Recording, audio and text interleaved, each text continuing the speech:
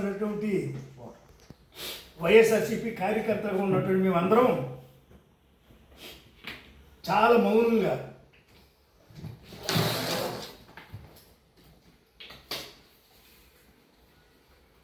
చట్టానికి లోబడి చట్ట పరిధిలో అధికారులకు ఎక్కడికక్కడే వారిని గౌరవిస్తూ మా సమస్యలు వారి దృష్టిలో తీసుకెళ్తూ మా ఉద్యమాలను మేము చేసుకుంటూ వెళ్తున్నాం. ఎక్కడ లాండ్ ఆర్డర్ మా చేతిలో తీసుకోవట్లేదు. అనేక అకృత్యాలు జరుగుతున్నప్పటికీ మాకున్నటువంటి ఓర్పుతో మాకున్నటువంటి ఐక్యతతో వాటన్నిటిని ప్రతిఘటించి ప్రశాంతమైనటువంటి ప్రాంతంగా ఈ ప్రాంతాన్ని మేము కాపాడుకుంటూ ఉన్నాం. ఇసుక దందాలు, మట్టి దందాలు ఏంటో పర్మిషన్ లేకుండా ఇసుకని తోలుకుపోతూ ఉంటుంటే ప్రజలే పట్టించి ఇచ్చారు. సుమారు ఒక 15 ట్రాక్టర్లు ఇసుకను పట్టించారు. అది రాజోలు పోలీస్ స్టేషన్లో కేసు కూడా పెట్టడం జరిగింది.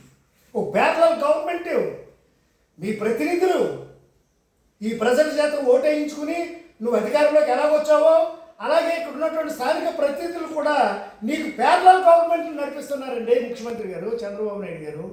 ఇది చాలా దుర్మార్గమైనటువంటి, ఇలాంటి ఎప్పుడు మేము చూడలేదు, వినలేదు. సంవత్సరం తర్వాత మేము నోరు మెదుపుతున్నాం. నేను సౌహృదయంతో అర్థం చేసుకోండి.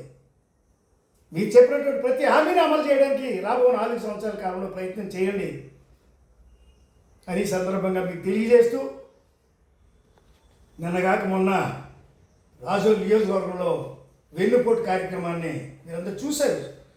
సుమారు 1500-2000 మంది కార్యకర్తల యొక్క నిరసన, దాన్ని కూడా మీరు అడ్డగించారు. మమ్మల్ని నడవడానికి వీలేదన్నారు. ఇన్ఛార్జిగా నువ్వు అయితే వెళ్ళి నీతో పాటు ఇంకొక 2-3 తీసుకెళ్ళి ఎంఆర్ఓకి రిప్రజెంటేషన్ ఇచ్చేసి వచ్చేయండి అన్నారు. చివరికి డిఎస్పీ గారితో మేము సంప్రదింపులు చేసిన తర్వాత ఆయన అంగీకరించిన మేరకు మేము ఎంఆర్ఓ ఆఫీస్కి సుమారు ఒక 200-250 కిలోమీటర్ల ఫర్లాంగుల దూరం నుంచి, మీటర్ల దూరం నుంచి మేము పాదయాత్ర చేసుకుంటూ వెళ్ళి ఈ రాజోలు నియోజకవర్గం ప్రజల యొక్క ఆ కష్టాలు, ఆ బాధలు, ఆ ఇబ్బందులన్నింటినీ కూడా ప్రభుత్వం దృష్టికి తీసుకెళ్ళాం. సంవత్సరం తర్వాత చేసినటువంటి మంచి కార్యక్రమం ఇది. ఈ లోపల ఈ మధ్యకాలంలో రైతులు పండించినటువంటి ఆ ధాన్యాన్ని కొనుగోలు చేశారు, డబ్బులు ఇంకా ఇవ్వలేదు. త్రాగే నీళ్ళు లేవు, ఆ నీటి ఇవ్వడం కోసం ఎక్కడ ప్రయత్నం చేయడం లేదు. వీటన్నిటి మీద కూడా ఎప్పటికప్పుడే మేము ఉద్యమాలు చేసాం. కానీ ఒక సంవత్సరం ఒక సంవత్సర కాలం పూర్తయింది అన్నప్పుడు మీ యొక్క ఫెయిల్యూర్స్ అన్నీ ప్రభుత్వం దృష్టికి తీసుకొస్తున్నాం. సౌహృదయంతో ప్రభుత్వం అర్థం చేసుకుని రాజోలు నియోజకవర్గం ప్రజల్ని, అదేవిధంగా రాష్ట్ర ప్రజల్ని కూడా ఆదుకోవాలని, మీ హామీలన్నీ నెరవేర్చాలని ఈ సందర్భంగా ప్రభుత్వాన్ని డిమాండ్ చేస్తూ మీ దగ్గర సెలవు తీసుకుంటాం.